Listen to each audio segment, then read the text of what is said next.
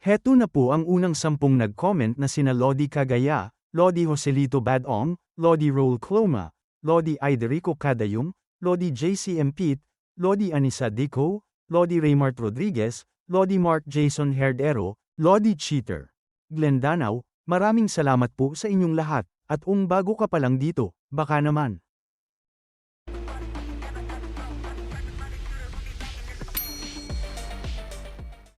Ika-109 na kabanata sa pagpapatuloy. Ang kaguluhan ay hindi lamang dumating sa tangklan, kundi pati na rin sa Kincheng. Na makikita ang mga disipulo ng Kincheng na mabilis na nagtatakbuhan. Si Sangwo, na may hawak na walis at nagpapanggap na naglilinis sa loob ng pavilion, na mainat na sinusuri ang sahig. Pumasok si Sangcheon, isang dating disipulo na dumaan, upang sabihan siya sa isang hindi inaasahang kaguluhan. Sinabi nito sa kanya na Master Uncle Sangwo. Nagtatakang tumugon ito na ano ang nangyayari. Tumuro ito sa gilid at sinabi na nagpadala ng mensahe ang Windless Beggar sa Patriarka. Nagulat ito at sinabi na ano. Dagdag pa niya sa kanyang isip na akala ko nasa Baek Clan Manor siya. Bakit siya magpapadala ng mensahe sa Kincheng? Habang dumilim ang mukha ni Sangwo, sinabi pa sa kanya nito na tila may isang nakakatakot na grupo na ang tinatarget ay ang Sword of Wudang.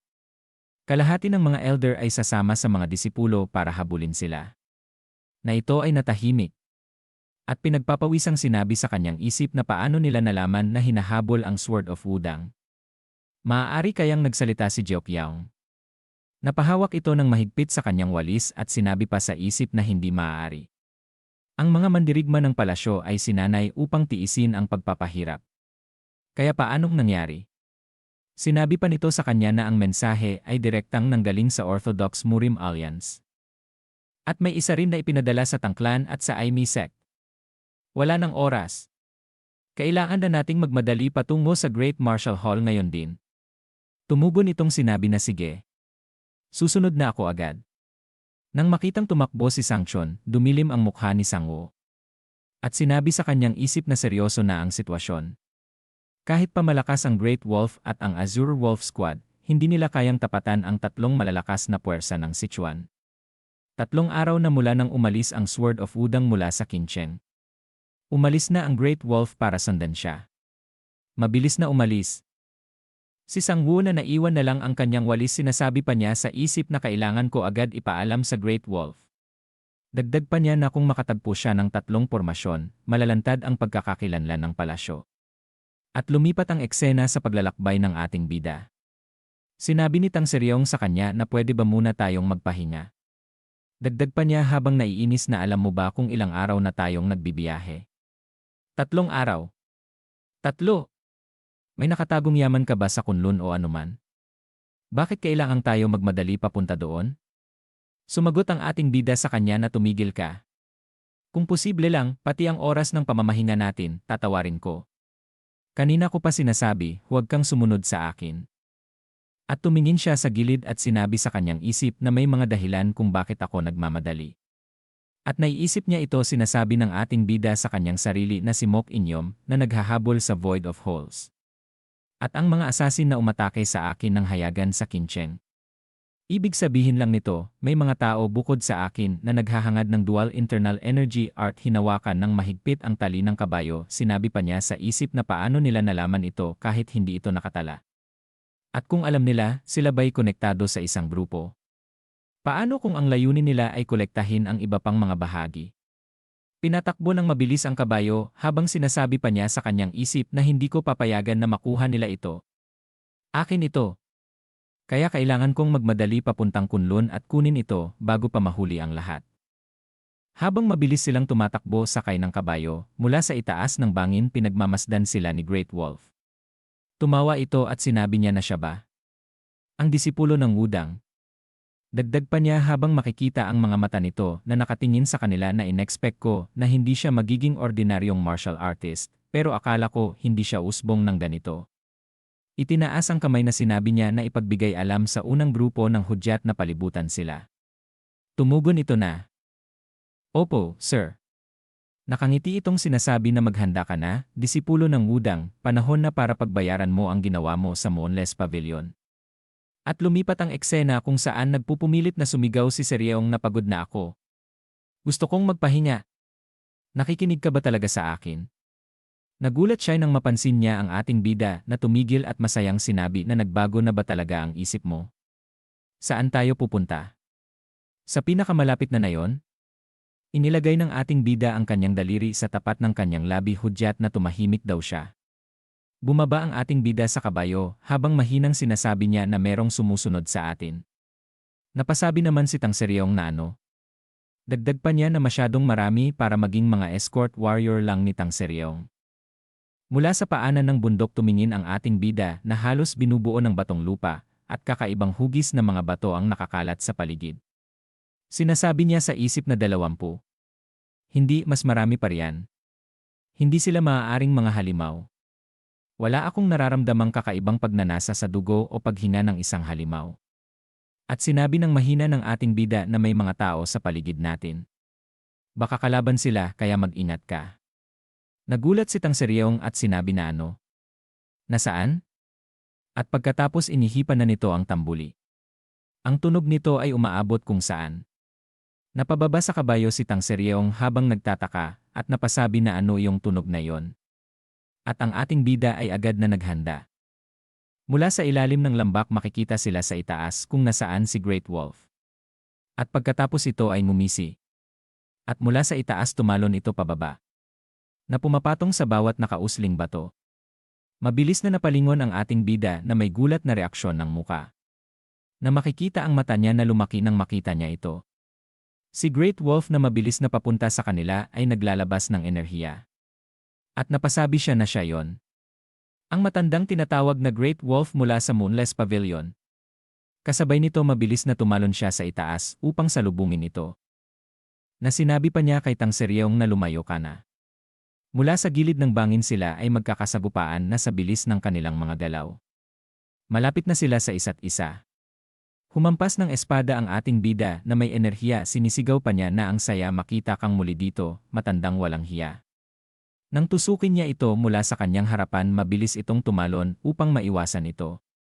At sinabi nito na napatingin ang ating bida na wala nang tumitingin sa likod mo, disipulo ng Wudang. Naiinis na napangiwi ang ating bida na gumawa ng kalahating hugis buwan na asul na enerhiya na winasiwas nito. Ang asul na enerhiya na tumaas mula sa espada ni Jinmu ay agad na nagkalat sa lahat ng direksyon. Na napasabi pa siya sa isip na dumaan lang siya sa harap ko. Siya ba ang punterya niya? Si Tang Seryong. Na ito ay nakatingala sa kanila na pinapanood sila. Mabilis na bumaba ang ating bida habang sinisigaw niya na ito ay nakakabwisit. Sinabi ko naman sa iyo na umalis ka na. Tumugon sa kanya si Tang Seryong habang papalapit na sa kanya si Great Wolf na sino ba sa akala mo kung sino ako. Para sabihan mo na umalis na ako. Bago pa man matapos ang apurahang sigaw ni Jinmu, inilatag ni Tang Seryong ang isang humahabang espada sa papalapit na kaaway. Ang espada, na nakatayo na parang ulo ng ahas, ay humaba na para bang tutusukin nito ang katawan ni Daerang o si Great Wolf na may parang buhay na aura. Nang hilahin niya ang hawakan ng espada na para bang ibabagsak ito, ang espada na humahaba ay bumaluktot na parang spiral at bumalot sa katawan ni Great Wolf na para bang nabuhay itong muli. Nagulat naman ang ating bida at ilang sandali ay napangiwi siya ng muka. Na napasabi pa si Tang Seryong na nahuli ko siya. Napangiti si Great Wolf. At ilang sandali pa ay bumaluktot ang katawan nito na parang multo, lumabas sa spiral na siwang. At sa isang iglap ay bumulusok sa tagiliran ni Tang Seryong. Napasigaw ang ating bida na huwag. Maaaring nasaktan si Tang Seryong kung sumalakay. Siya gamit ang enerhiya, kaya nagmadaling tumalon si Jinmu, ngunit huli na. Ang espada ni Great Wolf, na walang paghahandang galaw, ay tumama sa tagiliran ni Tang Seryong. Pagkatapos, isang napakalaking ki ang sumabog na para bang nanginginig ito. Ang katawan ni Tang Seryong, na tinamaan ng buo, ay tumalbog sa bangin ng mas mabilis kaysa kay Jinmu na tumakbo patungo dito. At dito na po nagtatapos ang ika-109 na kabanata.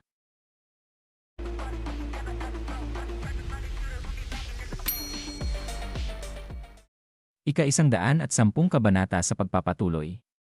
Gulat pinagpapawisan ang ating bida nang makita niyang tinamaan ng malala si Tang Seryong. Makikita ang malaking bato na pinagtamaan nito ay nagkabitak-bitak. Na si Tang Seryong ay nakabulagta sa lupa na tila walang malay.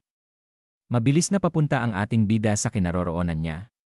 At humarang kay Great Wolf hawak ang kanyang espada ng may balot na kulay asul na enerhiya. Lumingon siya at sinabi na Tang Seryong gumising ka. Ngumisi rin si Daerang o si Great Wolf na nakatingin sa ating bida habang nagpapalabas ng kanyang enerhiya sa kamay. Unti-unting bumabangon si Seryong habang umuumbol sa sakit. Na sinabi ng ating bida sa kanya na hoy. Ayos ka lang ba? Hindi makapaniwala naman na napatingin sa kanya si Great Wolf at sinabi na buhay ka pa rin matapos mong makatanggap ng isa sa malakas kong pag-atake. Sinabi naman sa kanya ni Tang Seryong na sa totoo lang sobrang sakit. Dagdag pa niya na namatay na sana ako kung hindi dahil dito. Sinabi naman ng ating bida sa kanyang isip na hala. Suot pala niya ang Wild Silkworm Robe. Grabe, mahal yon ah. Ilang kayamanan kaya ang tinangay niya sa angkan ng Tang nung umalis siya.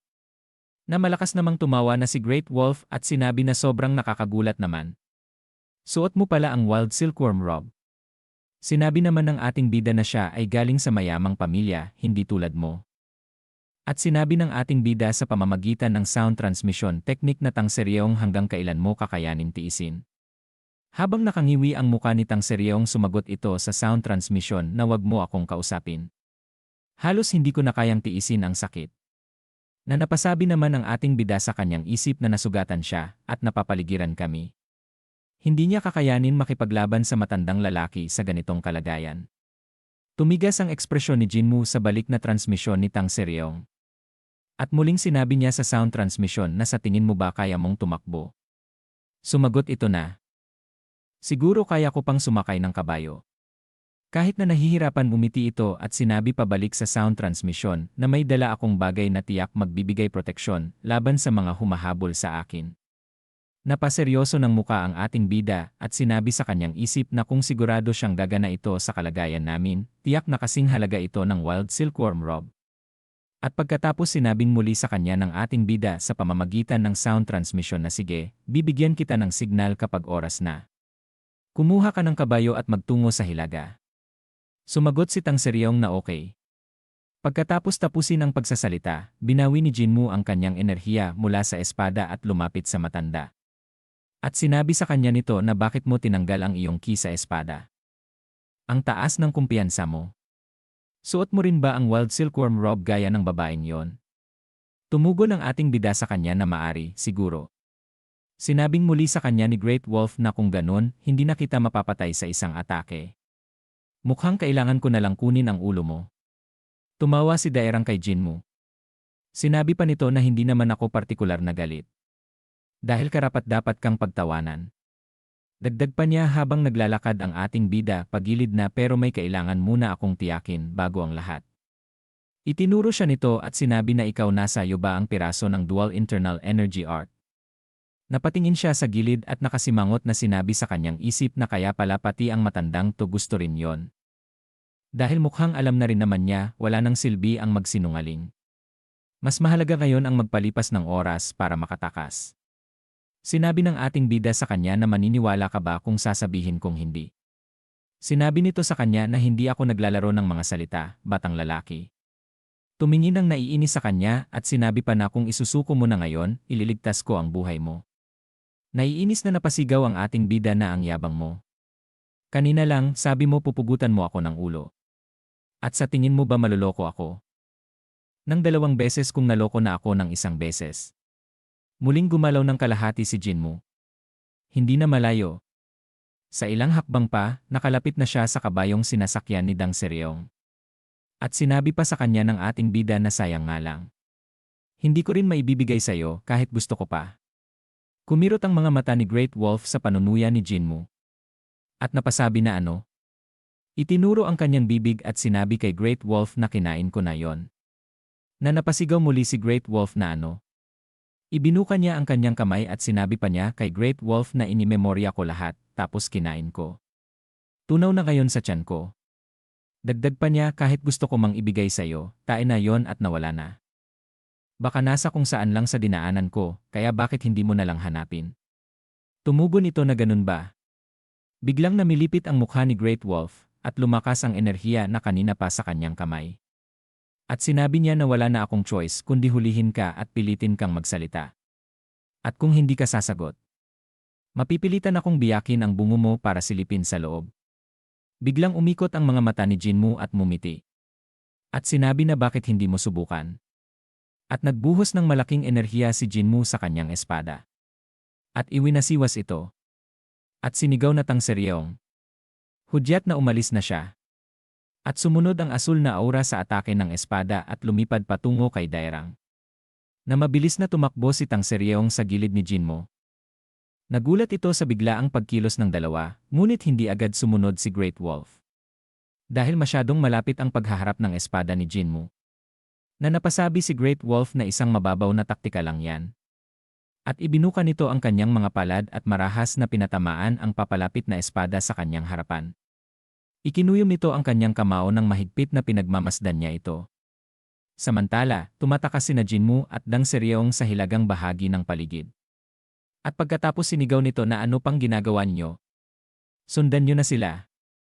At makikita ang mga ito na humahabol ng mabilis sa kanila. Biglang lumingon sina Jinmu at Tang Seryeong. Kasabay ng kanyang pagdududa, pumasok sa kanyang paningin ang bagay na hawak niya. Ito ay isang bagay na mukhang silindro. Isang malamig na ngiti ang lumitaw sa kanyang labi. At sinigaw habang pinakawalan niya ang laman ng silindro na maliliit na tila karayom na mamatay na kayo, mga walang hiya. Sumabog ang silindro ng may marahas na pagsabog at libu-libong karayom ang pumuno sa lugar. At bumuhos ito na parang ulan. Ito ay isang obra maestra ng memorya na nilikha ng pamilyang Tang na tinatawag na heart-piercing torrential downpour. At dahil nilikha ito upang puksain ang lahat sa harapan. Isang sigaw na umalingaw sa mga humahabol sa kanila, ang nangungunang dose-dosenang miyembro ng Three Palace na humahabol sa dalawa ay tinusok ng mga karayom at namatay ng maramihan. At ang ibang sumunod ay walang ibang pagpipilian kundi magtago sa likod ng isang bato upang maiwasan ang malakas na lumilipad na karayom na napakarami kaya hindi nila ito mapatumba at natural na naantala ang pagtugis. Sa isang kamay, hinawakan ni Daerang ang lumilipad na karayom na lumipad sa kanyang harapan. At dinurog ito. At sinabi nito na may inis sa muka na hindi ito ordinaryong sandata. At sinabi niya habang makikita ang mga tauhan nito na nakabulagta sa lupa na kung hindi ko makuha ang piraso ng Dual Internal Energy Art, kukunin ko na lang ang mga ulo nila. Bumuhos ang ulan na parang butas sa langit. Hindi maganda ang tumakas dahil pinaputik ng ulan ang lupa at nahihirapang makakita, ngunit tinakpan ng tunog ng ulan ang tunog ng paghinga at binura pa ang amoy, kaya ito ang pinakamagandang kondisyon para magtago. Nang magsimulang umulan, naghanap si Jinmu ng lugar na mapagtataguan sa halip na tumakbo.